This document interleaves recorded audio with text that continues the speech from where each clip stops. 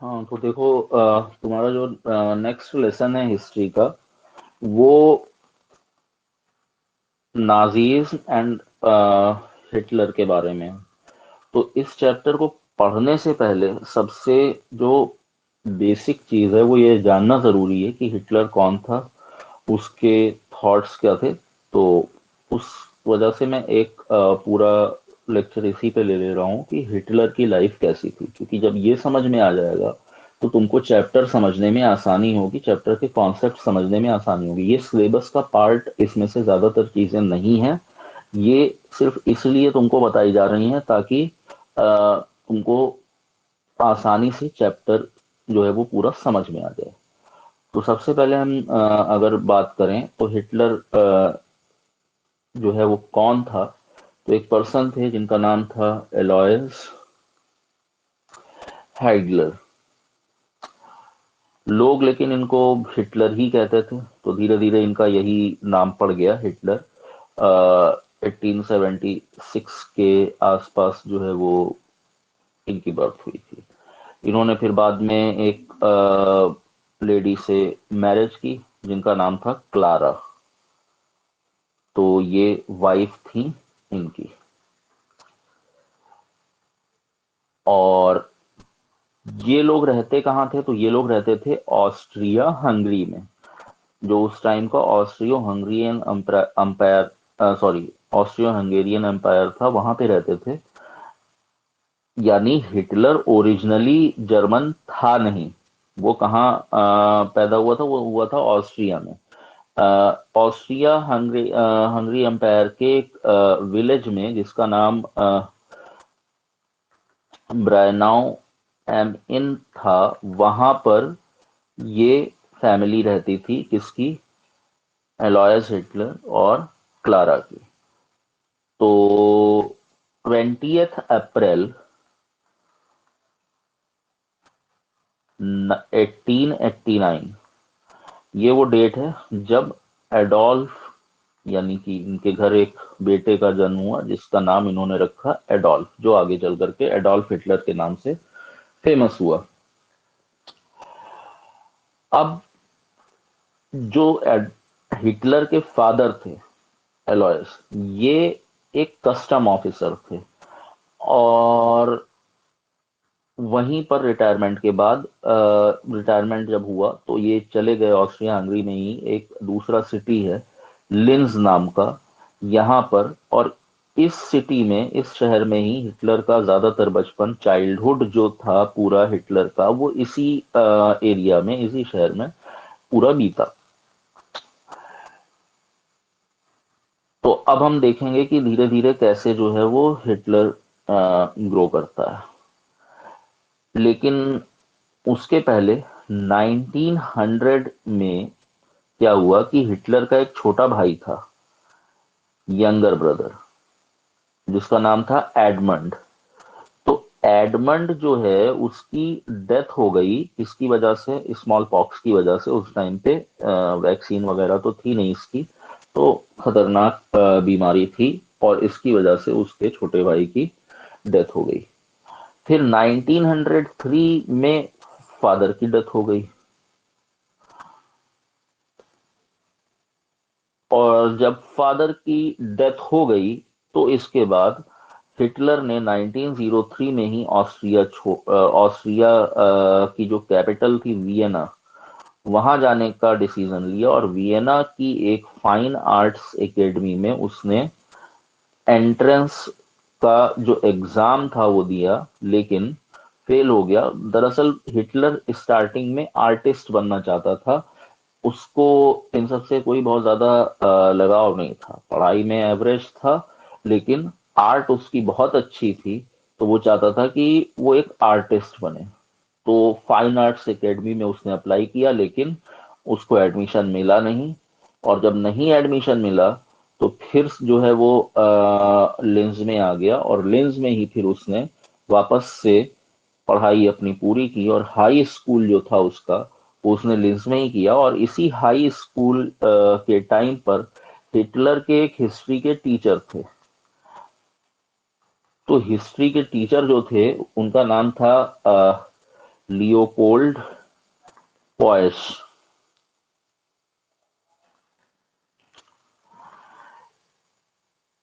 इनका बहुत गहरा असर पड़ा हिटलर के माइंड पर।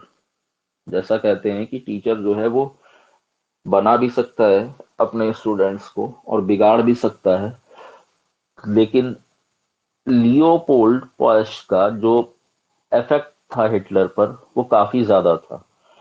और ये जो थे लियोपोल्ड, ये बहुत हार्ड कोर जर्मन नेशनलिस्ट थे ये। मतलब कि उनका जर्मनी का जो नेशनलिज्म था उसमें बहुत ज्यादा फेथ था।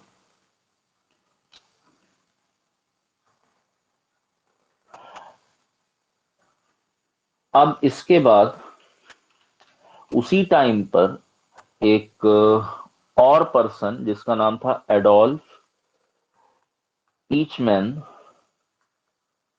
ये भी उस स्कूल में पढ़ने के लिए आया। और यहां पर हिटलर की दोस्ती इससे हो गई। हिटलर की जब इससे दोस्ती हो गई तो दोनों के जो थॉट्स थे वो काफी मिलते जुलते थे, इस वजह से दोनों एक दूसरे को पसंद करने लगे। और कहा जाता है कि एट लास्ट जो पूरा होलोकॉस्ट का प्रोग्राम था वो इसी एडोल्फ ईचमैन का डिजाइन किया हुआ था। जो कंसंट्रेशन कैंप्स बनवाए गए थे जिसमें लगभग 1 करोड़ 10 लाख के आसपास लोगों को मरवाया गया था, उसमें सबसे ऊपर इसी एडोल्फ ईचमैन का नाम आता है। तो हिटलर की इससे दोस्ती हो गई। 1908 में हिटलर की जो मदर थी क्लारा, उनकी डेथ हो गई। तो क्लारा की भी डेथ हो चुकी है अब। क्यों? कैंसर की वजह से। तो कैंसर से क्लारा की डेथ हो गई, जो कि हिटलर की मदर थी। तो अब हिटलर जो है वो वापस से, जब मदर की भी डेथ हो गई, अब तो फैमिली में कोई बचा नहीं है, हिटलर अकेला पड़ गया। जब अकेला पड़ गया तो ये वापस से कहाँ गया? वियना पहुंच गया। और वियना में इसने पोस्ट कार्ड्स बनाना शुरू किया, पेंटिंग्स बनानी शुरू की। इस तरह के बहुत सारे अलग अलग कार्टून्स बनाए। उनकी हेल्प से उसका जो लाइवलीहुड था वो चलना शुरू हो गया और ठीक ठाक वो रहना शुरू कर चुका था। रहता कहाँ था वो? तो उस टाइम पर वियना का एक हॉस्टल था जिसमें वो रहा करता था। और पूरे वियना में वो घूमता रहता था, कभी इधर कभी उधर, कभी इस हॉस्टल में कभी उस हॉस्टल में। तो वियना में कई सारे ऐसे हॉस्टल्स थे, उनमें कभी एक हॉस्टल में तो कभी दूसरे हॉस्टल में। इस तरह से वो जो है वो घूमते घूमते और अपनी लाइफ काट रहा था। और ये कब से कब तक चला? ये पूरा 1908 से लेकर के और 1913 तक ये सब कुछ होता रहा। इस टाइम पर जो हिटलर था उसने कई सारे अलग अलग टॉपिक्स पर बुक्स पढ़नी शुरू की। जैसे उसने हिस्ट्री के सब्जेक्ट पर कई किताबें पढ़ी, फिर पॉलिटिक्स के बारे में उसने पढ़ा, फिर उसने सोशल अपलिफ्टमेंट यानी कि कैसे सोसाइटी को अपलिफ्ट किया जाए उसके बारे में बहुत सारी बुक्स पढ़ी। और इन सारी बुक्स में जो वो पढ़ता था और जो उसके बाद उसको थॉट्स आते थे, वो उन थॉट्स को कन्वर्ट कर देता था पेंटिंग्स में, उसकी पेंटिंग बना देता था। तो धीरे धीरे लेकिन अब क्या हुआ कि जब उसने इतना पढ़ना शुरू किया तो अब उसको पॉलिटिक्स में इंटरेस्ट आने लगा। तो उसका इंटरेस्ट यहां से पॉलिटिक्स में स्टार्ट हुआ कि पॉलिटिक्स काफी अच्छी चीज है, यहां से उसका इंटरेस्ट बना। तो उसने अब क्या किया, और ज्यादा जो लिटरेचर है वो पढ़ना उसने शुरू किया। बहुत सारे न्यूज़पेपर्स उसने, अब डेली न्यूज़पेपर उसने पढ़ना शुरू कर दिए। फिर इसके अलावा अब धीरे धीरे वो ये जानने लगा कि आसपास के वर्ल्ड में क्या हो रहा है। पूरे वर्ल्ड के जो अफेयर्स थे उस टाइम के, उनकी नॉलेज उसको होने लगी।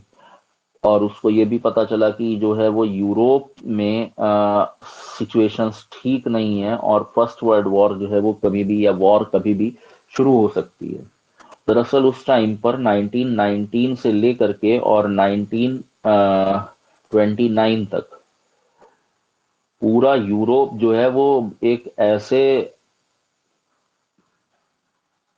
बारूद के ढेर पे बैठा हुआ था कि अगर एक जरा सा स्पार्क कहीं से हो जाता तो बहुत भयानक जो है वो एक्सप्लोजन हो सकता था। और दरअसल हुआ भी वही, क्योंकि जब 1980 1918 में जो ऑस्ट्रिया का प्रिंस था, जब उसका असैसिनेशन किया गया, तो उसी से फर्स्ट वर्ल्ड वॉर जो है वो शुरू हुई। और 28 जून 1914 से वो पूरी स्टार्टिंग हुई थी। लेकिन 1918 खत्म होते होते 1919 जब तक आया, तब तक बहुत मतलब बुरी कंडीशन थी यूरोप की। दरअसल वो कंडीशन 1919 तो नहीं, 1909 से ही जो है वो खराब हो गई थी। अब ये सारी चीजें तो थी। धीरे धीरे हिटलर ने जो जर्मन रेसिस्ट नेशनलिज्म था, यानी कि वहां पे एक तरह का ऐसा नेशनलिज्म जो है वो जोर पकड़ रहा था, जिसमें ये था कि जर्मनी की जो रेस है वो सबसे ऊंची रेस है और बाकी सब लोग जो है वो इससे नीचे हैं। तो इसमें इस वाले फिलॉसफी में हिटलर का इंटरेस्ट जागने लगा धीरे धीरे। और ये जो मूवमेंट था वो वियना में उस टाइम पे शुरू हुआ था। और वियना में इसको शुरू करने वाले थे एक वहां के मेयर, जिनका नाम था कार्ल लुइगर। तो धीरे धीरे क्या हुआ कि जो पूरा यूरोप था वो एंटी सेमेटिज्म नाम के एक मूवमेंट से जुड़ता चला गया। और इस एंटी सेमेटिज्म का दरअसल मतलब ये था कि जो ज्यूज हैं, यहूदी लोग, वो मिडिल क्लास और अपर क्लास के जो लोग हैं जर्मनी के, उनके वो एनिमी हैं, बल्कि सबसे बड़े दुश्मन हैं। तो धीरे धीरे जो पॉलिटिकल सिचुएशन थी वो देखने के बाद अब हिटलर के माइंड से आर्टिस्ट वाला जो पूरा नेचर था या आर्टिस्ट बनने की जो बात थी, अब वो लगभग भूल चुका था। और अब उसका सपना ये था कि वो आर्मी ज्वाइन करे और आर्मी ज्वाइन करने के बाद जर्मनी के लिए कुछ करे।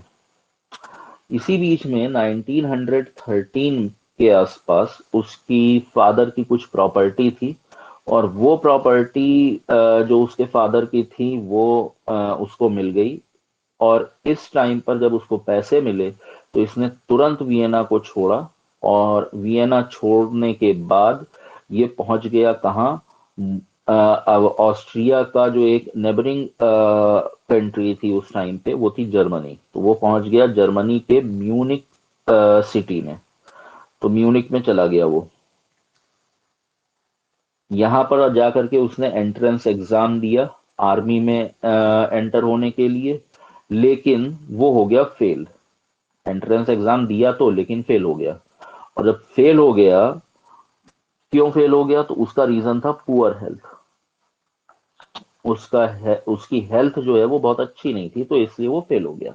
लेकिन इसी बीच में 28 जून 1914 को फर्स्ट वर्ल्ड वॉर शुरू हो गया। और जब फर्स्ट वर्ल्ड वॉर शुरू हुआ तो फर्स्ट वर्ल्ड वॉर के टाइम पर जर्मनी जो है वो उसमें लड़ रहा था वर्ल्ड वॉर में। तो जर्मनी को सोल्जर्स की जरूरत थी।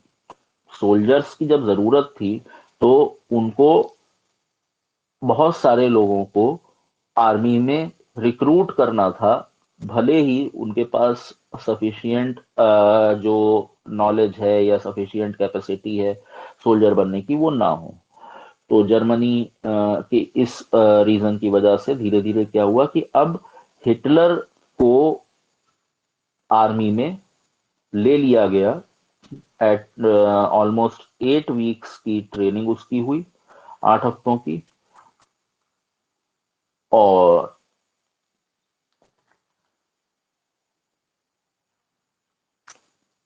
21 अक्टूबर 1914 को बवेरियन आर्मी में उसको रिक्रूट कर दिया गया। तो रिक्रूट करने के बाद अब हुआ क्या? तो हिटलर ने लड़ाइयां लड़ी और लड़ाई लड़ने की वजह से उसको जर्मनी का सेकेंड क्लास आयरन अवार्ड। ये काफी बड़ा अवार्ड था उस टाइम का जर्मनी का, ये उसको दिया गया। इस टाइम पर हिटलर ने कई सारी लड़ाइयां लड़ी, उसमें से जो इम्पोर्टेंट है, एक है बैटल ऑफ आइप्रेस, दूसरी है बैटल ऑफ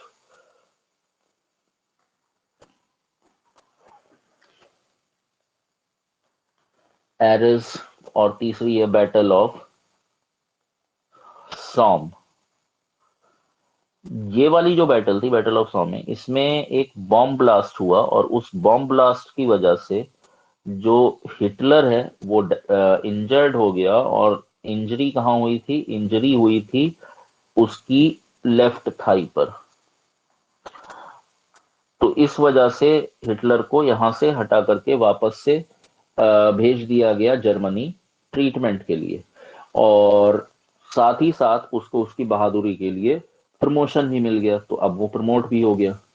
1917 आते आते वो रिकवर हो गया, और जब रिकवर हुआ तो उसको बना दिया गया लांस कॉर्पोरल, जो कि पहले से ज्यादा ऊंचा पोस्ट था या ऊंची पोस्ट थी। 18 में 1918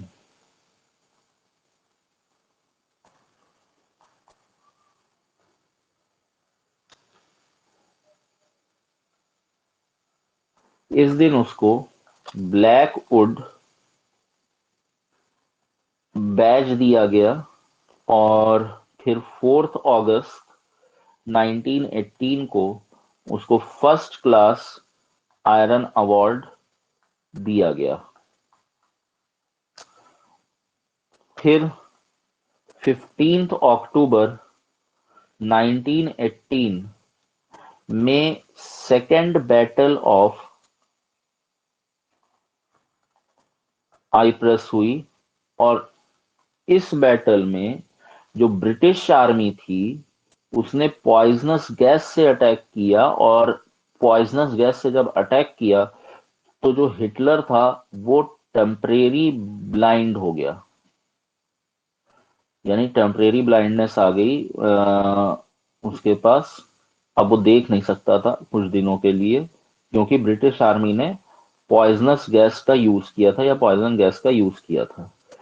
तो फिर से हिटलर वापस कहाँ गया? हॉस्पिटल। तो फिर से इसको हॉस्पिटल में एडमिट किया गया। अब फर्स्ट वर्ल्ड वॉर जो थी, इसने हिटलर को बहुत कुछ सिखा दिया था, और अब धीरे धीरे वो कॉन्फिडेंस उसके अंदर आने लगा था कि वो अगर चाहे तो वो कंट्री को चला सकता है और रूल कर सकता है। साथ साथ जो है वो अब काफी स्ट्रांग, सेल्फ डिपेंडेंट अपने आप को फील करने लगा। लेकिन 11 नवंबर 1918 को हॉस्पिटल में ही एक न्यूज आई, जहां पे हिटलर एडमिटेड था, कि जर्मनी जो है उसने सरेंडर कर दिया है एलाइड आर्मी के सामने, एलाइड फोर्सेस की जो आर्मी थी। तो ये न्यूज हिटलर को हॉस्पिटल में मिली, और जर्मनी जो है वो लड़ाई हार गया, दे लॉस्ट द वॉर। ये जब हिटलर को पता चला तो उसको बहुत शॉक लगा, क्योंकि उस टाइम पर ज्यादातर जो जर्मन नेशनलिस्ट थे उनका मानना था कि जर्मनी इतना स्ट्रांग है कि किसी में इतनी पावर नहीं है कि वो जर्मनी को हरा दे। लेकिन हो गया उल्टा, जर्मनी हार गया। अब जो जर्मनी हार गया तो जो जर्मनी का किंग था वो यहां से भाग करके एक दूसरी कंट्री में चला गया, पास की। और जो जर्मन एम्पायर था पूरा, अब कोई वहां पे नहीं बचा था जिसको जो पूरे जर्मन एम्पायर की देखभाल करे या उसकी केयर करे। तो इस वजह से 13 फेब, यानी 13 फरवरी 1919 को एक बहुत बड़े पॉलिटिकल लीडर थे उनके, जिनका नाम था शाइडी शाइडीमैन।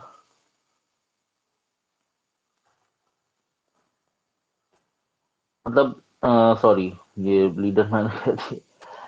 13 Feb 1919 को क्या हुआ कि एक कैबिनेट बनाएगी, क्योंकि अब जब किंग ही भाग गया तो जर्मनी में कोई गवर्नमेंट थी नहीं, तो क्या हुआ कि इस दिन एक शाइडमैन कैबिनेट बनाई गई, और इस कैबिनेट के अंदर जितने भी मेजर पॉलिटिकल लीडर्स थे वो सारे इंक्लूडेड थे, और इन्होंने मिल करके क्या बनाया, द वाइमार रिपब्लिक।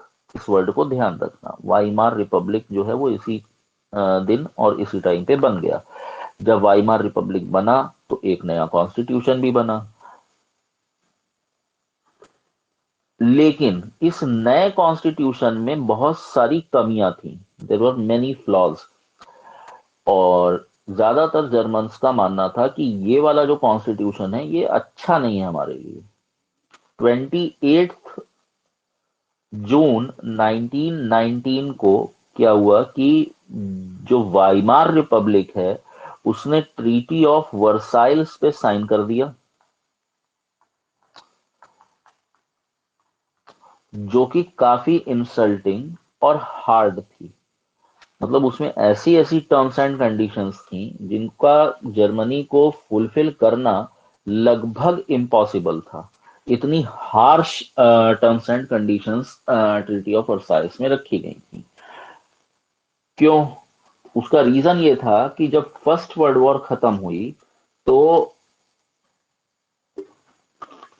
जो लोग जीते थे यानी कि एलाइड फोर्सेस, उनको लगा कि अब ऐसा करते हैं कि भाई आगे जो है वो कोई लड़ाई ना होने पाए।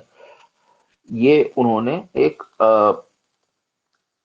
डिस्कशन किया, और साथ में फिर उन्होंने कहा कि ये तो ठीक है कि आगे कोई ऐसी लड़ाई ना हो और पीस बनी रहे, लेकिन जिनकी वजह से लड़ाई शुरू हुई, वर्ल्ड वॉर 1, उनसे इसके लिए अलग से पैसे लिए जाएं, यानी कि वो वॉर रिपेरेशंस भरें दूसरी कंट्रीज को।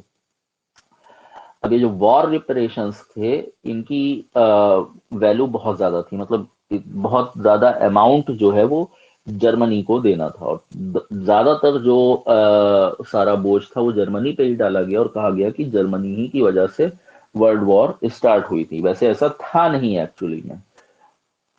तो अब क्या हुआ, जो एलाइड फोर्सेस थी या जो एलाइड आर्मी थी उसमें मेन जो कंट्रीज थी वो थी ब्रिटेन और फ्रांस।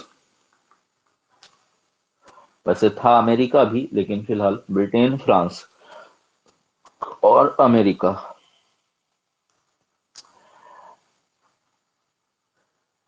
तो इस ट्रीटी ऑफ वर्साइल्स में एक चीज तो ये थी कि जो जर्मन कॉलोनियल एम्पायर था उस टाइम पर, जर्मनी ने, जैसे ब्रिटेन ने अलग अलग कंट्रीज को अपना गुलाम बना रखा था, वैसे जर्मनी ने भी अपनी बहुत सारी कॉलोनीज बना रखी थी। तो पहली बात तो ये कही गई थी उस ट्रीटी में कि जर्मनी का जो कॉलोनियल एम्पायर है और जितनी भी दूसरी कॉलोनीज हैं वो सब हम छीन लेंगे, जर्मनी के पास कुछ नहीं रहेगा।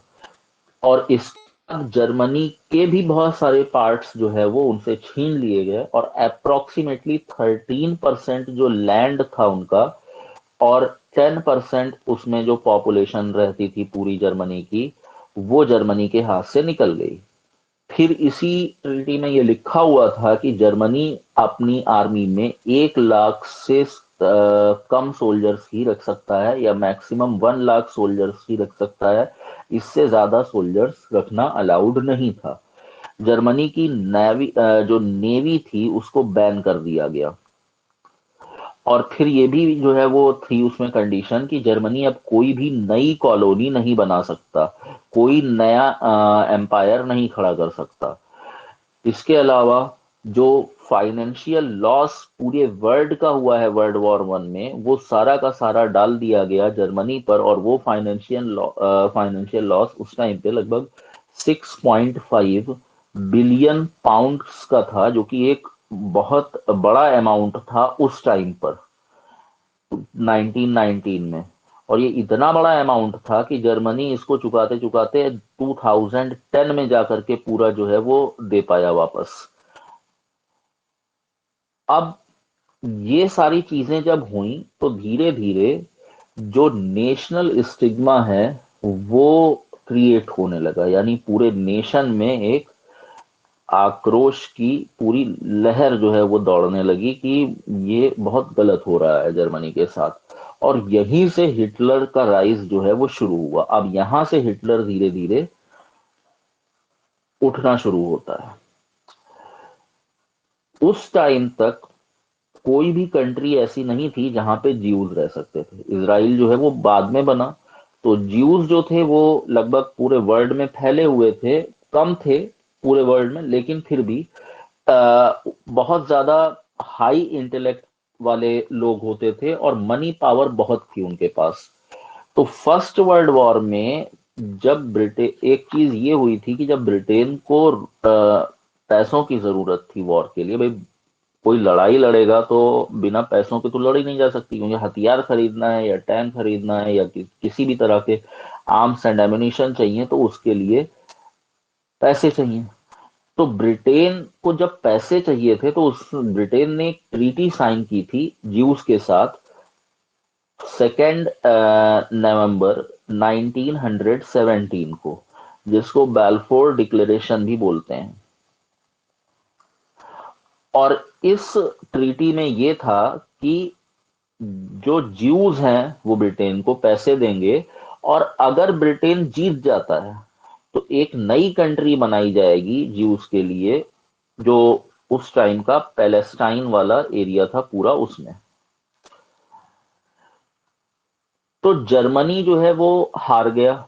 और हारा किसकी वजह से? ब्रिटेन की वजह से, क्योंकि एलाइड फोर्स में जो मेन था वो तो ब्रिटेन ही था। उसके अलावा अमेरिका और फ्रांस भी थे, लेकिन उस टाइम पर जो है वो ज्यादा ब्रिटेन पावरफुल था, क्योंकि पूरे वर्ल्ड में लगभग 25 से 30% वर्ल्ड पर ब्रिटेन का कब्जा था। तो ब्रिटेन जीत गया। अब ब्रिटेन जीत गया तो जर्मन्स को ऐसा लगा कि इनडायरेक्टली, क्योंकि ज्यूज ने ब्रिटिशर्स की हेल्प की थी पैसों से, तो ज्यूज ने उनको हरा दिया है। और इस वजह से बहुत सारे जर्मन्स जो थे वो ज्यूज लोगों से बहुत नफरत करना शुरू कर चुके थे।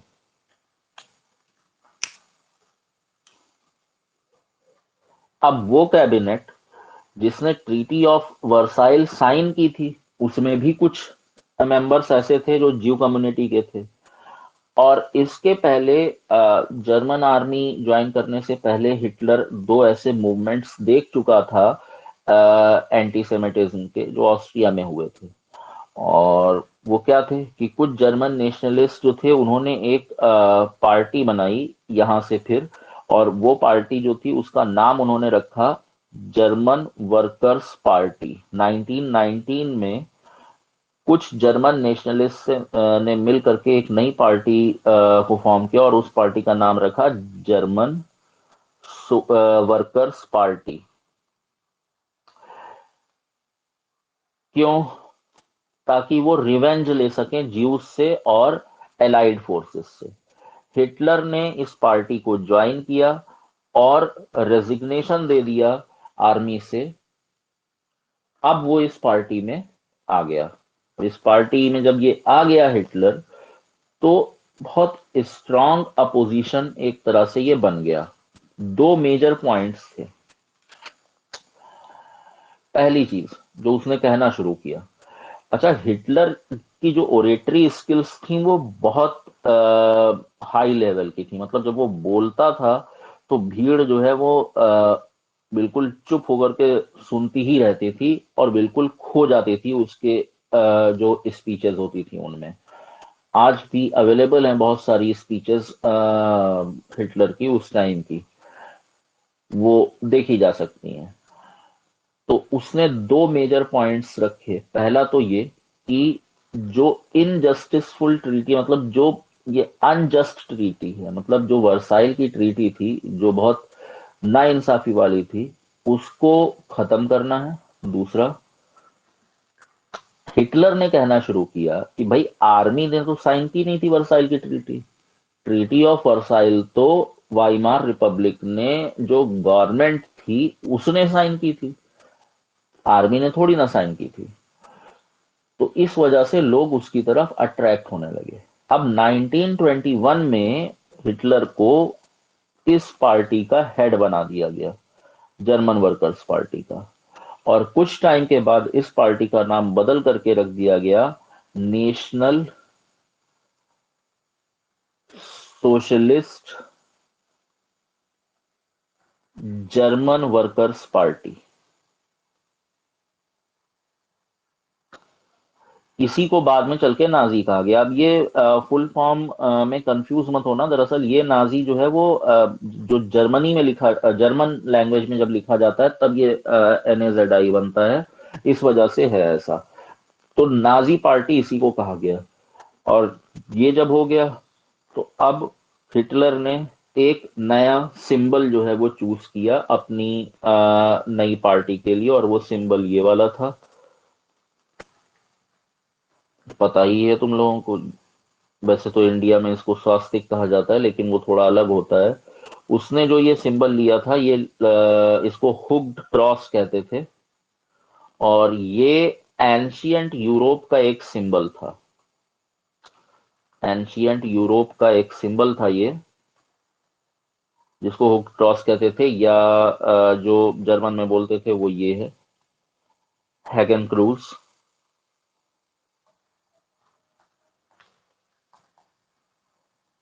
अब क्यों चूज किया हिटलर ने इस सिंबल को?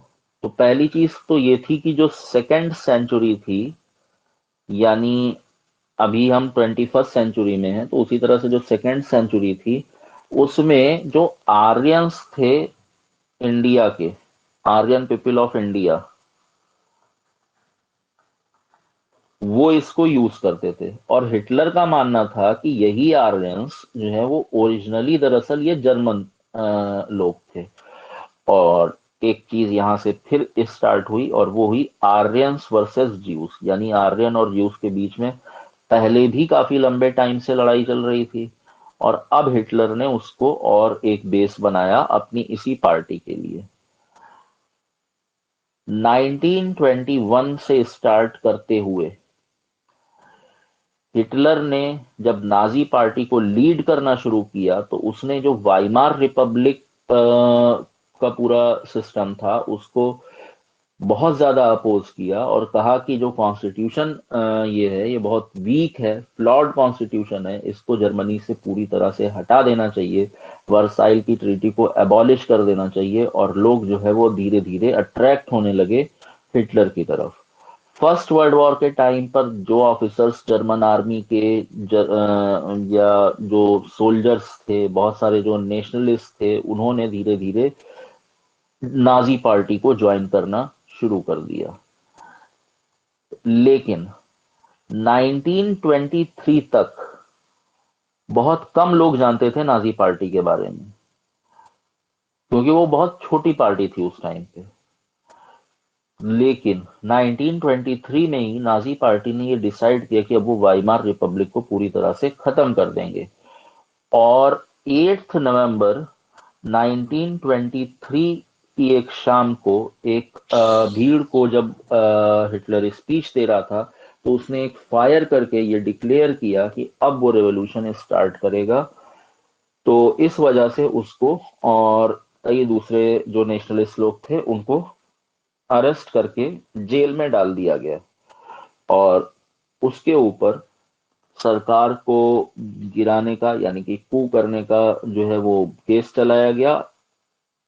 लेकिन ये केस हो गया फेल, यानी कि कुछ प्रूव ही नहीं हो पाया, जो कू वाली बात थी वो। लेकिन अब वो एक तरह से एक नेशनलिस्ट के फॉर्म में वो इस्टेब्लिश हो चुका था। और ये जो पूरा इंसिडेंट हुआ था, ये हुआ था बियर हॉल पर्च में। तो हिटलर को सेडिशन यानी देशद्रोह के इल्जाम में 5 साल की जेल की सजा हो गई। और जब 5 साल वो जेल में रहा, तो उसने अपनी यहीं पे पहली किताब लिखी, जिसका नाम क्या था? Man camp. कई सारे रिकॉर्ड्स हैं इस बुक के नाम पे, लेकिन उसकी बात बाद में करेंगे। पहली बुक उसने यहाँ पे मैन कैम्प लिखी। इसके आगे नेक्स्ट वीडियो में हम बात करेंगे। फिलहाल इतना आज के लिए सफिशिएंट है।